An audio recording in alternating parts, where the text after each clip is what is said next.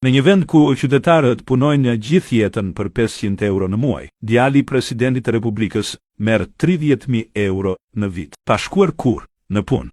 Sipas denoncimit të Gazmend Bardhit, i biri i Bajram Begajt paguhet nga kompania e sigurimeve Ansig, e cila ka kontratë direkte me presidencën. Një arstësi e çuditshme që ndodh pikërisht 6 muaj pasi babai i tij u bë president. Në dokumentet zyrtare thuhet se djali i Begajt jeton dhe punon në Gjermani, por ndërkohë merr edhe rrogë në Shqipëri në një kompani që përfiton tendera shtetëror.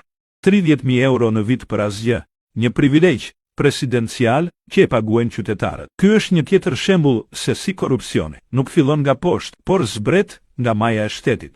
Një president që duhet ishte model integriteti, tani përballet me akuzën më të rëndë, përfitim familjar nga zyra publike. A do të ketë hetim për këtë skandal?